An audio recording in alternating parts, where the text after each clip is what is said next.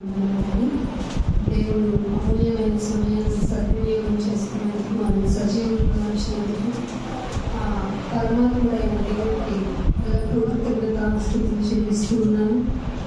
గాలి వస్తుందా, వర్షాలు వస్తుందా, ఎండలు వస్తుందా, కానీ వాక్యం మాత్రం ఇవ్వబడదు. సో సమయాన్ని సద్వినియోగం చేసుకుందాం. వాక్య భాగంలోకి వెళ్దాం. దేవుని యొక్క మాటలు నేర్చుకునే క్రమంలో దేవుని గురించిన ఆలోచన మీ జీవిత విధానానికి ఏం నేర్పుతుందో తెలుసుకో ప్రయత్నం చేయండి. వచ్చాము, విన్నాము, వెళ్ళిపోయాము, దానివల్ల యూస్ అనేది మనుషులకి ఉండదు. వచ్చి విని వెళ్ళటం వల్ల ఉపయోగం లేదు. మీ ఆత్మను రక్షించుటకు శక్తి గల వాక్యం అనేది ఎప్పుడైనా విన్నారా? ఏం చేస్తారు వాక్యము? ఏ ఆత్మనో తెలుసా? విర్రవీగుతున్న దుష్టత్వం కలిగిన ఆత్మ. యాకోబు రాసిన పత్రిక 1వ అధ్యాయం, యాకోబు రాసిన పత్రిక 1వ అధ్యాయము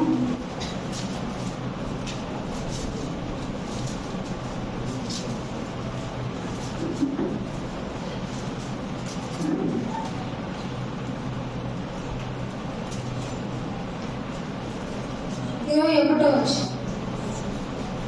అందుచేత సమస్త కల్మషమును ఏమేమి ఉన్నాయో మన సింటమ్స్ చెప్తున్నాడు. బైబిల్ పరిశీలనగా చదవండి. ఇక్కడికి వచ్చాం కదా, ఇక్కడ ఉన్నప్పుడు మనం చాలా శుద్ధంగా పరిశుద్ధంగా మనకంటే గొప్ప భక్తులు ఎవరు లేనట్టు ప్రవర్తిస్తాం. కానీ దేవుడు ఎక్కడ ఉన్నామన్నాడు? బయటికి వెళ్ళిన తర్వాత మీరు ఒంటరిగా ఉన్నా కూడా మీలో ఏముంటుందో తెలుసా? తెలియని కల్మషం ఉంటుంది. ఎదుటి వ్యక్తి గురించి ఆలోచించుకునేటప్పుడు, ఎదుటి వ్యక్తి గురించి వాడు ఎదుగుతున్నాడు, నేను అడగట్లేదు, వాడు బాధపడుతున్నాడా, బాధపడాలి, ఇలాగే జరగాలి, ఇలాంటివి మనం ఇంటర్నల్ గా అనుకుంటాం. జాగ్రత్త. ఆకాశ పక్షులు సమాచారాన్ని కొని తీసుకొని పోబడతాయి. మీ ఆలోచన విధంగా కూడా జాగ్రత్తగా ఉండాలని బైబిల్ చెప్తుంది. అందుకే ఏమంటున్నాడు? సమస్త కల్మషమును ఏమవుతుందట? మనలో ఏమవుతుంది? విర్రవీగే దుష్టత్వం ఉందట. విర్రవీగుతున్న దుష్టత్వాన్ని ఏం చేయాలి? ఇక్కడికి వచ్చి నాయన అనిపించేదైనా మాలో విర్రవీగుతున్న దుష్టత్వం ఉంది నాయన, నాకంటే గొప్పవాడు ఎవడనుకుంటున్నాను నాయన, నాకంటే గొప్ప పరిస్థితులు ఏమున్నాయి, నాకంటే ఎవరుంటారు బాగా, ఇలా అనుకుంటున్నాను నాయన, నన్ను క్షమించండి నాయన అనేటువంటి అవగాహన మీలో రావడానికి గుడికి రావాలి. సమస్తమును విర్రవీగుతున్న దుష్టత్వమును మానుకొని లోపల నాటబడి ఏం చేయాలంటే మందిరంలోకి వచ్చిన తర్వాత లోపల నాటేసుకోవాలట.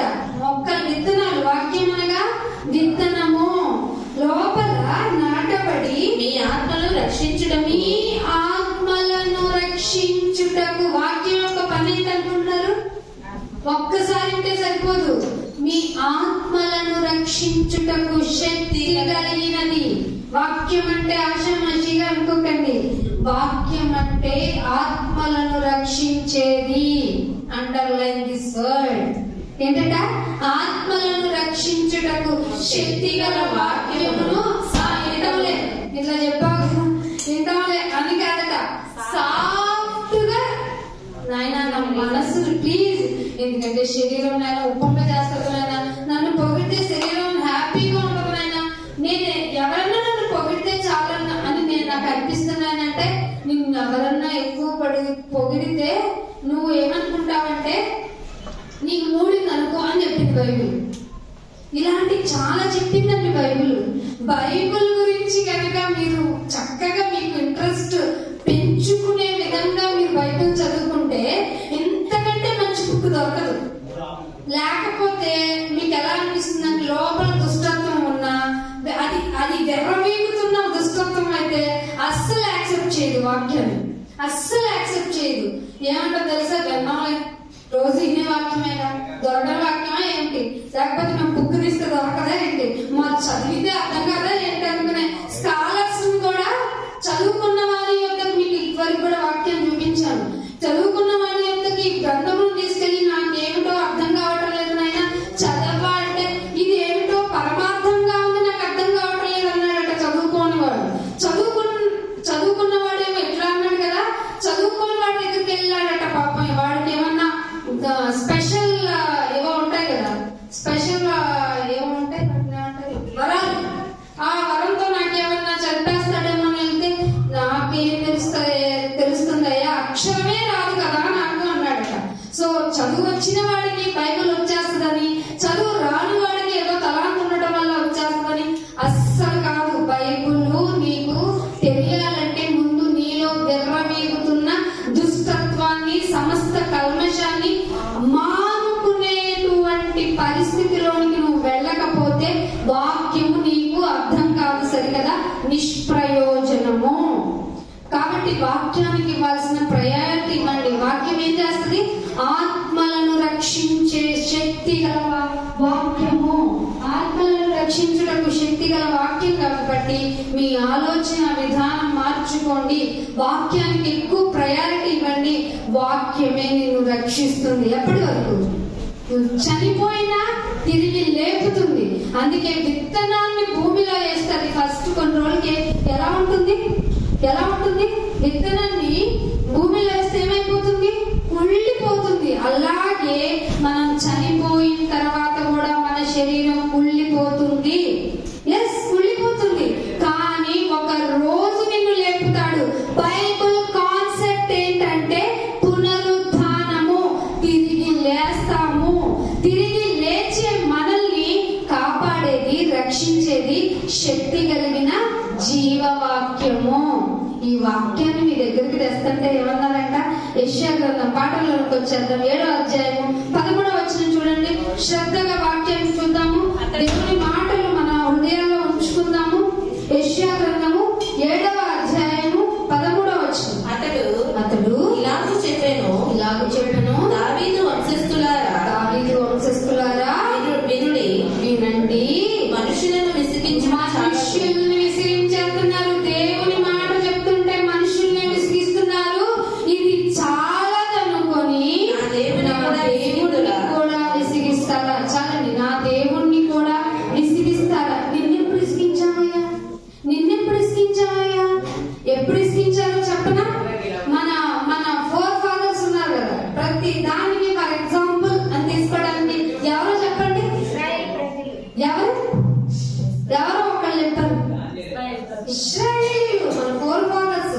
ప్రతి దానికి అరణ్యంలో తీసుకెళ్తుంటే ఏమన్నారు? బంగాళదుంపలు లేవు కదా, దోసకాయలు పెట్టావా మాకు? ఎన్ని రోజులైంది మేము మాంసం తిని. ఏంటి అరణ్యం అంటే మనకి ఇండియాలో ఎలా ఉంటుంది? పచ్చని చోటలు, కీకారణ్యం, ఎవరు చేరలేని కీకారణ్యం. కానీ అటువైపు ఇశ్రాయేల్ ఏరియా ఎలా ఉంటుంది? మొత్తం వేసుకుంటారు. దానిలో వాళ్ళని ఎలా పోషించాడు? ఒక రోజు 2 రోజుల 40 years. వాళ్ళ బట్టలు మాసిపోయినాయా? వాషింగ్ మిషన్ పనిలేదు, సబ్బు పనిలేదు, నీ బట్టలు అయితేనే పనిలేదు, వండుకోవాల్సిన పని లేదు. చెప్పులు అరగలేదు, దుస్తులు మాసిపోలేదు, ఫుడ్ ఇస్తానే ఉన్నాడు. ఇదిగో ఈ పూట తినేసేయండి, దాచుకోవద్దు అని చెప్తే తినేసి ఎక్కడ దాచుకున్నారంట? గుడారాల్లో దాచుకున్నారు. పంటి కింద ఉండగానే చచ్చారంట. ఎందుకు చచ్చుంటారు? అర్థం చేసుకున్నారా మీరు ఎప్పుడన్నా? దుష్టాంతము. శక్తి గల జీవ వాక్యాన్ని ఆశ్రయించకుండా కేవలం శరీరపరమైనటువంటి విషయాల మీద ఆసక్తి పెంచుకుంటున్నారని చెప్పే ప్రవక్తలని, చెప్పే బోధకుల్ని, చెప్పే ప్రసంగికుల్ని నువ్వు రిజెక్ట్ చేసుకుంటే నీ బ్రతుకు, నా బ్రతుకు కూడా ఇశ్రాయేలీయులు అరణ్యములో సంహరింపబడ్డారు. ఎందుకో తెలుసా? వారి అతిక్రమముల మూలముగానే అని రాయబడింది. కేవలం అతిక్రమం మూలంగానే.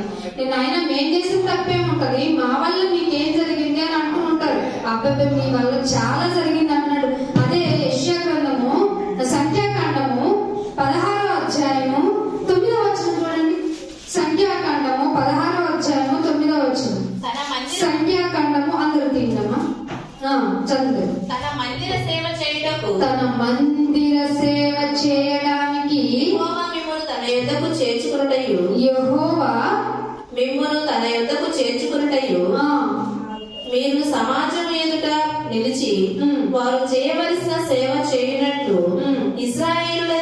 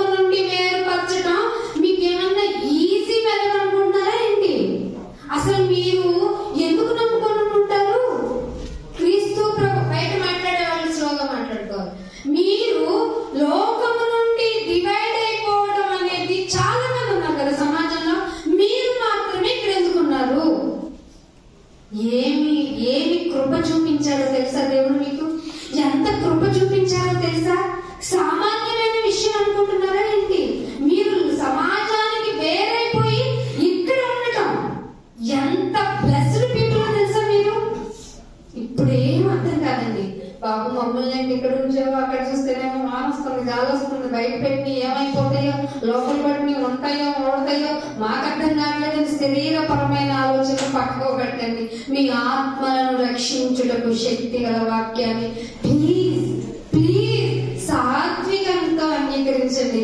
ఎందుకంటే రేపేమి సంభవించును ఇవాటి గురించి మర్చిపోండి, రేపటి గురించి మాట్లాడుకుంటున్నాం కదా. వర్షం అవుతుంది, రేపు ఎలాగా గర్వవుతుంది, ఉండాలో చేయదు.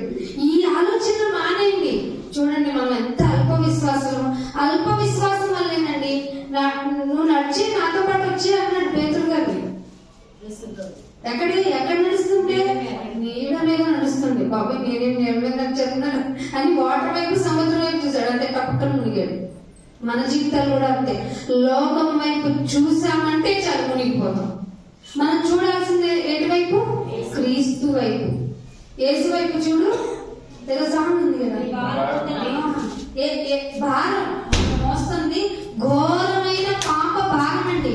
ఈ భారాన్ని దించుకోవడానికి పిలుస్తున్నాడు యేసు ప్రభువారు. గాని ఆయన చేసిన పని గాని భూమి మీద ఎంత బాగా చేశారంటే అందుకే అంటున్నాడు. అదే 16వ అధ్యాయం 13వ వచనం చూడండి ఏమంటాడు. అయితే వారు మేము రాము ఏమంటున్నారట? మేము రాము. అయితే ఇశ్రాయేలు అంటున్నారట, మేము రాము నాయన బాబోయ్ మేము వద్దులేండి, మాకు పడతలే. ఆ గుళ్ళో కూర్చోవడం అంటే పెద్ద తలనొప్పి, కూర్చోబెట్టి మా బుర్ర తిన్నారు మా వాళ్ళు కదా, మేము రావలేదు. విన్నారా? వినేమంటుంటారు మేము రాము. గాని అసలు ఎందుకు తీసుకొచ్చా? వస్తే వచ్చాం పో. ఈ అరణ్యంలో మమ్మల్ని చంపాలని పాలు తేనెలు ప్రవహించి దేశం ఏదట? ఇశ్రాయేలు అంతకు ముందు ఏ దేశంలో ఉన్నారు? ఐగుప్తులో. వాళ్ళు ఏమన్నా తిన్నారా? వాళ్ళ శ్రమ అధికమైంది, అంతగా హింస పెట్టాడంట ఫరో రాజు. అయితే దాన్ని ఏమంటున్నారు చూడు, వాళ్ళు ఏమంటారట? పాలు తేనెలు ప్రవహించు దేశం నుండి మమ్మల్ని తీసుకొని వచ్చింది చాలకుండా మా మీద ఎవడయ్యా మేము అధికారం చేయమంది మోషే? ఏంటైనా మోషేకి వస్తుంది మాకు అర్థం కావట్లా. మా మీద నీ పెత్తనం ఏంటి? మేము ఎక్కడి పెత్తనాన్ని అస్సలు ఒప్పుకోం. మా మైండ్ లో మాకున్న ప్రకారం మేము వెళ్తాం అని. ఇంకా 14 అంతేకాదు, నీకు పాలు తేనెలు ప్రవహించే దేశంలోకి అసలు మమ్మల్ని తోడుకొని రాలేదు. పొలములో ద్రాక్ష తోటలు స్వాస్థ్యం మాకు ఇలేదు. అసలు ఏంటి మా కన్నులు ఏమన్నా పీకద్దాం అనుకుంటున్నావా ఏంటి? మోషే ఎంత శ్రమ పడ్డాడండి మోషే, ఎంత బాధపడ్డాడండి మోషే. ఆ మోషేని ఏమని అపనం చేస్తున్నారు? సమాజం నుండి వేరుపరచి నిన్ను ఇక్కడ కూర్చుండబెడితే నీకు ఎంత చులకనయ్యిందా ఆయన సన్నిధి? అంత చులకనైపోయింది ఆయన సన్నిధి. అందుకే అంటున్నాడు యెషయా గ్రంథం 1వ అధ్యాయం 24వ వచనం చూడండి. సంఖ్యాకాండము యెషయా గ్రంథము 1వ అధ్యాయం 24వ వచనం. కావున ప్రభువును ఇశ్రాయేలు యొక్క వరిష్ఠుడును సైన్యములకు అధిపతియునగు యెహోవా ఇలాగ అనుకొనుచున్నాడు. ఇలాగా స్వయంగా మహాదేవుడు ఏమనుకుంటున్నాడో మీ చెవులు రిక్కరించి వినే ప్రయత్నం చేయండి. ఆహా నా శత్రువులను గూర్చి నేనిక ఆయాసం తెచ్చుకోను, అంటే బీపీ తెచ్చుకోను. ఏం చేస్తావంటే నా విరోధుల మీద నేను పగ తీర్చుకుంటాను. మీ శత్రువు ఎవరు అనుకుంటున్నారు? మీ పక్కింటాళ్ళ, మరి మన దేశానికి ఆపోజిట్ గా ఉన్న పాకిస్తాన్ వల్ల, చైనా వల్ల. అసలు నిజం చెప్పాలంటే నీకు నీవే శత్రువి. మనకేం స్కూల్లో నీ కోపమే నీ శత్రువు అంటారు. కోపం ఎవరి ద్వారా వచ్చింది? పక్కింటి వాళ్ళ ద్వారా వచ్చిందా? నువ్వు తెచ్చుకుంటూ వచ్చింది, అంతే కదా. కోపానికి రియాక్ట్ అయితే వచ్చింది. అన్నిటినీ తాడుకును ప్రేమ అది లేదు. అది ఎవరు పరిచయం చేశారు మనకి? యేసు ప్రభువు. అన్ని పోతాయంట, ప్రేమ ఒక్కటే తెలుస్తుందంట. ఆ ప్రేమ మీరు అనుకునే లోక ప్రేమ కాదండో. అన్ని లోపాలున్నా, అన్ని లోకపరమైనటువంటి విషయాల్లో మునిగి తేలి దేవుని ఎదుట మనం మురికి గుడ్డల వల్లే కనపడుతున్నా దేవుడు మనల్ని ఏం చేశాడు? కాపాడుకున్నాడు. ఎలాగనుకున్నారు? అమూల్యమైన రక్తమునిచ్చి. ఎవరి రక్తం? మేకల రక్తమా? గొర్రెల రక్తమా? పొటేల రక్తమా? కాదండి, స్వయాన తన ప్రియుడు సొంత ప్రియమైన కుమారుణ్ణి ఈ లోకానికి ఇచ్చేశాడు. దేవుడు లోకమును ఎంతో ప్రేమించాడు. ఎంత ప్రేమించాలి అంటే కాగా తన అద్వితీయ కుమారుణ్ణి మనకి ఇయ్యటంలో ఆయన వెనకడుగు వెయ్యలేదట. మరి నువ్వు ఇచ్చేస్తావండి పిల్లోడిని ఇస్తావా? అస్సలు ఊరుకోనే, అసలు లేక అందుకే శారమ్మ కూడా చెప్పలేదంట. అబ్రహం గారికి తీసుకొని వెళ్ళిపోయాడు. కుమారుడు మోషే, ఇస్సాకారు ఎంత మంచి పెట్టండి. నాన్న కట్టెలు ఉన్నాయి, నాన్న ఏమున్నాయి పీఠం ఉంది, బలిపీఠం ఉంది, మేక ఎక్కడ గొర్రె ఎక్కడ అంటే దేవుడు చూసుకుంటాడు, నువ్వు రా అన్నాడా? రానా అన్నీ ఉన్నాయి, మరి ఎక్కడ అంటే సమయం లేదు నాయన, నువ్వే పడుకో అన్నాడు. నేను పడుకోను అన్నాడా? ఇదేంటి నాన్న అమ్మకి చెప్పకుండా నన్ను తెచ్చి ఇంత అన్యాయం చేస్తావేంటి నాన్న అన్నాడా? ఎంత బాగా పెంచారండి శారమ్మ గారు, అబ్రహాం గారు. మీరు పెంచుతారు. స్కూల్కి వెళ్ళలేదేంట్రా, ట్యూషన్కి వెళ్ళలేదేంట్రా అంటారు కానీ నాయన సండే స్కూల్కి వెళ్ళలేదేంటి నాయన అని అనుకున్నారు ఎప్పుడన్నా? పాస్టర్ గారు పిలిచిన, దేవుడు సమయం ఇచ్చిన, బిడ్డలు ఇచ్చిన, ఏమిచ్చినా బిడ్డని దేవుడి సన్నిధికి రావడానికి ఆటంకం అనుకుంటారు కానీ నాయన నా బిడ్డని నీ దగ్గరికి పంపించాలనేటువంటి ఆలోచన ఏమన్నా పెట్టుకున్నారు? పెట్టుకోలేదు. అందుకే దేవుడు ఏమంటున్నాడు చూడండి, ఎహెజ్కేలు గ్రంథము 16వ అధ్యాయం 23వ వచనం చూడండి. ఒక 10 నిమిషాల్లో ముగించేస్తాను, శ్రద్ధ చూపించండి. ఎహెజ్కేలు గ్రంథము 16వ అధ్యాయము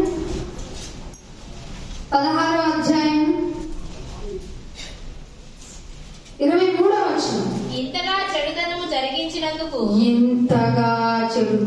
జరిగించినందుకు నీకు శ్రమ. ఏంటట? ఎంతగా జరిగిస్తారా శ్రమ? నీ పనులు ఏంట్రా? ఎంత జరిగిస్తావురా నీ చెడుతనాన్ని? ఇంతగా చెడుతనాన్ని జరిగించినందుకే నీకు శ్రమ అని అదే 16వ అధ్యాయంలో 47వ వచనంలో ఏమంటున్నాడో చూడండి. అదే 16వ అధ్యాయంలో 47వ వచనం. అయితే వారి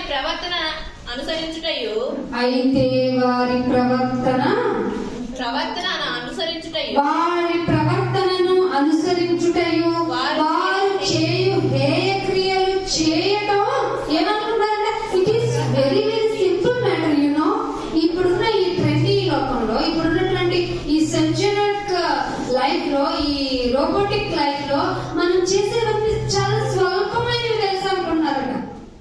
ఏమంటున్నాడు చూడండి, అయితే వారి ప్రవర్తనను అనుసరించుటయు వారు చేయు హేక్రియలు చేయుటయు స్వల్పమని ఎంచి వారి నడతలను మించినట్లుగా నీవు చెడు మార్గముల యందు ప్రవర్తించావు. ఏం ప్రవర్తించావు? చెడు మార్గాల్లో ప్రవర్తిస్తున్నారంట సంగమా. మరి నువ్వెలా ఉన్నావు? దేవుడు నీకు శత్రువు అయిపోయాడు. ఎందుకో తెలుసా? నువ్వు గనక చెడు మార్గంలో ఉంటే ఆయన నీ శత్రువు అయిపోతాడు. అందుకే కొలసీలకు రాసిన హెబ్రీయులకు రాసిన పత్రిక 3వ అధ్యాయం 10వ వచనం చూడండి. హెబ్రీయులకు రాసిన పత్రిక 3వ అధ్యాయం 10వ వచనం. కావున నేను ఆ తరము వల్ల విసిగంరా బాబు. ఏ తరం అది? ఇశ్రాయేల్ తరమేనా అనుకున్నారా? నీ బిఫోర్ ఎన్ని తరాలు, మా తాతల నుంచి ఇన్ని తరాలు అంటారే, అన్ని తరాలు. బై ఫర్ యువర్ ఇన్ఫర్మేషన్, మన ఫోర్ ఫాదర్ అయినటువంటి ఆదాము గారు ఉన్నారు చూసారు, అప్పటి నుండి ఇప్పటి వరకు. కావున నేను ఆ తరము వారి వల్ల విసిగాను, మీరెల్లప్పుడూ తమ హృదయాలోచనలో తప్పిపోతున్నారు. ఇది ఎవరన్నా చెప్తారా? ఎవరికన్నా తెలుస్తుందా? హృదయపు ఆలోచనలో తప్పిపోతే కూడా అది చాలా స్వల్పం అని ఎంచుకుంటున్నావా ఏంటి? స్వల్పమైనదిగా ఎంచుకొని అతిక్రమాన్ని మరీ మరీ మరీ బాగా జరిగిస్తున్నావు కదా.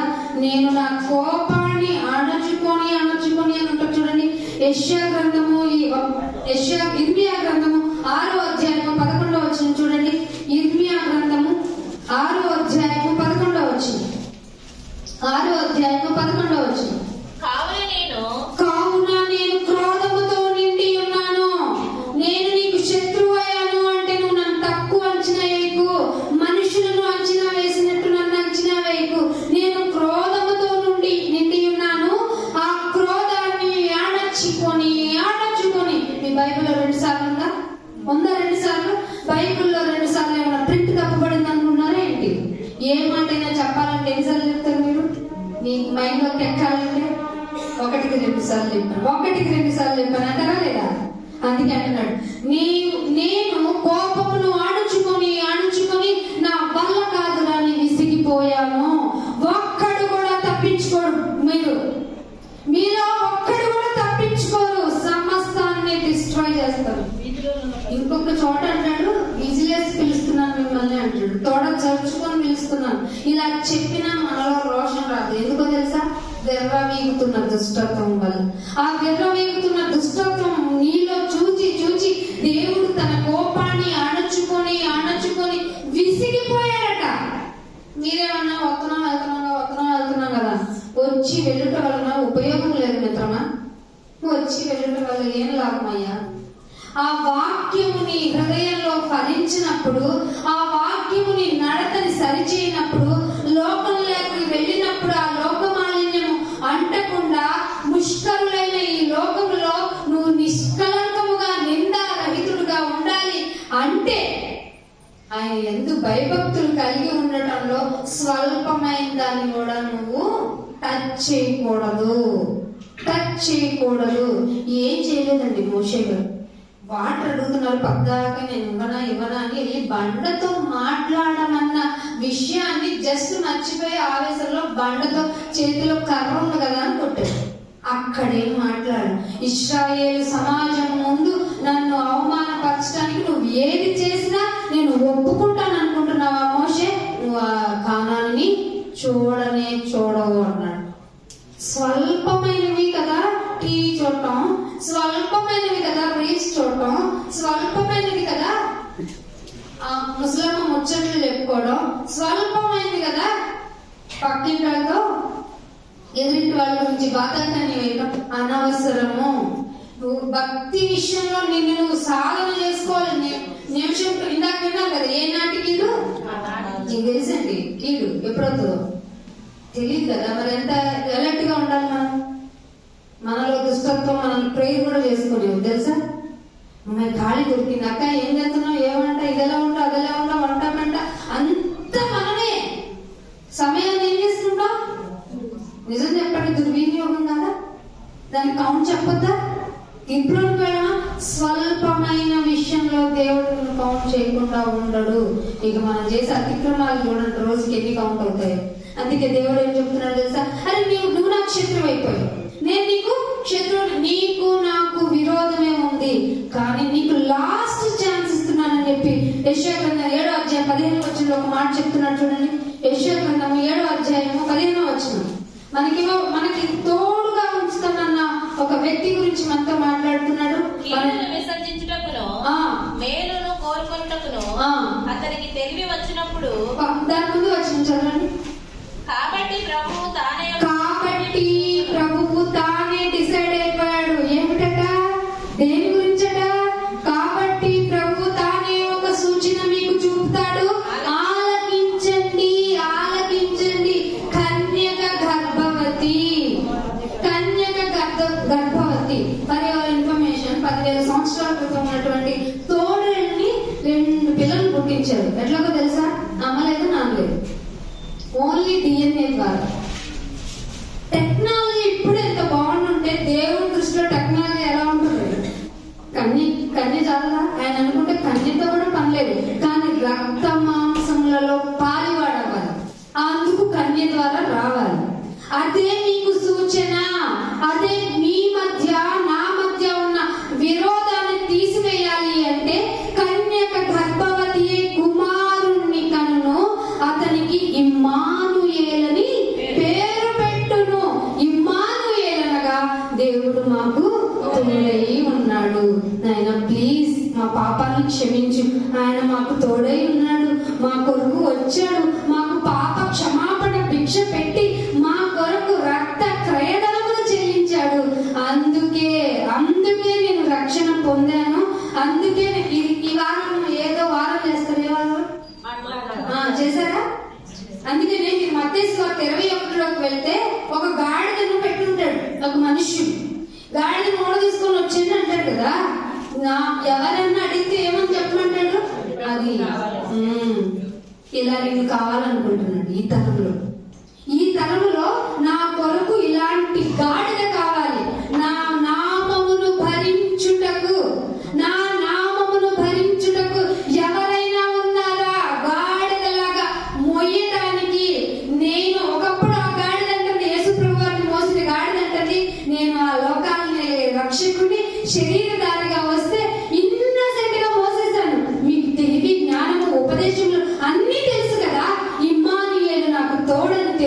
కూడా స్వల్పమైన పాపాల విషయాల్లో పడిపోతే మరలా సిలువ వేస్తున్న నిన్ను ఏం చేయాలి?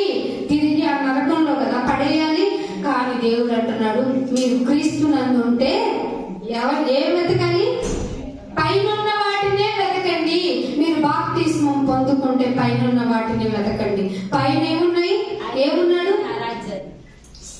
ఆయన రాజ్యాన్ని, నీతిని వెతకండి.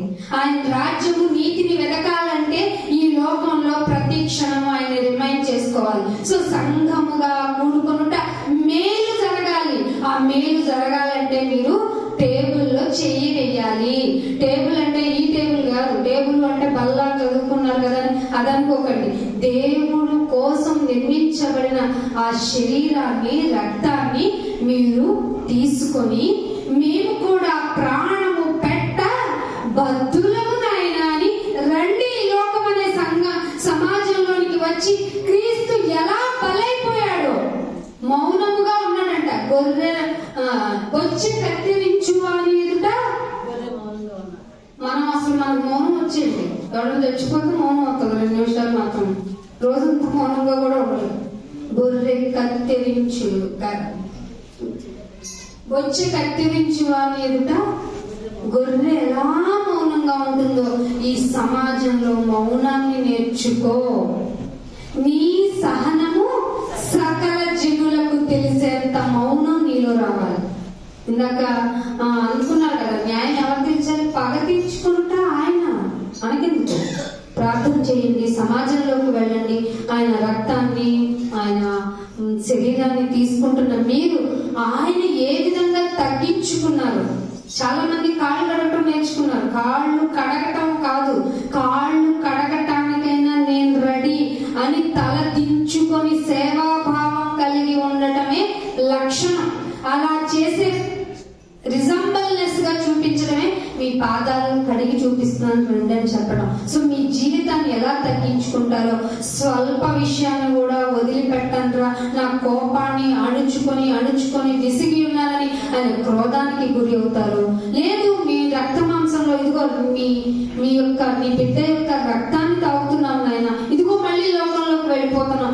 మాలో బలహీనతల్ని తీసివేయి. ఏ మాత్రము లోకపరమైన విషయము మాలో అంటకుండా మాలో భక్తిని నేర్పించు, నిష్కలంకమైన భక్తిని నేర్పించు నాయన అని పదే మీ మనసులో అనుకుంటూ ఆయన తండ్రి యొక్క అవకాశాన్ని సద్వినియోగం చేసుకుంటారని దేవుని నామమున కోరుకుంటున్నాను. ప్రార్థన చేసుకున్నాను. మహోన్నతుడ, మహాగరుడ, నీకెంతో వందనాలు, స్తోత్రాలు. నేనెంత విరోధులు ఉన్నాను నీ ఎదుట. స్వల్ప విషయాలు చేసి ఏం చేశాను ఎదుట అని ఒక నిర్లక్ష్యం, దుష్ట స్వభావం, వెర్రడీగుతున్న దుష్ట స్వభావంతో మా జీవితాలు గడిచిపోతున్నాం. మీ మందిరంలోకి వచ్చి ఏమి తెలియనట్టు, ఏమి ఎరగనట్టు ఈ లోకంలో గడిపేస్తున్నాం. దయతో క్షమించండి. మీ కోపాన్ని అణుచుకొని విసిగిపోయేవాడు నాయన. నీ విసుగుకు మేము కారణం కాకుండా మా జీవితంలో మౌనాన్ని మాకు దయచేయండి. మా జీవితంలో సహనాన్ని మాకు దయచేయండి. సకల జనులకు తెలిసేంతగా మేము ఉండాలి అంటే మేము అన్ని విషయాలు తగ్గించుకోవాలి. అంత సహనం తెలుసుకోవాలంటే నీ బిడ్డని జ్ఞాపకం చేసుకోవాలి. ఇదిగో వాళ్ళలో చేతులు వేస్తున్నాం. ప్రతి ఒక్కరిని జ్ఞాపకం చేసుకోండి. మాలో ఉన్న దుష్టత్వాన్ని, ఎర్రవీకుతున్న దుష్టత్వాన్ని తీసుకెళ్ళి సాత్వికతతో నేనైనా నీ మాటలు, నీ వాక్యాన్ని అంగీకరిస్తూ నీ బలలో చేతులు వేస్తున్న మమ్మల్ని అందరినీ కాచి కాపాడమని కోరుకుంటూ యేసుక్రీస్తు వారి యొక్క పరిశుద్ధమైన నామమున ప్రార్థన అడిగి వేడుకుంటున్నాం మా పరమ తండ్రి. ఆమేన్. మంచిది కదా. మరి దయచేసి నా కుటుంబం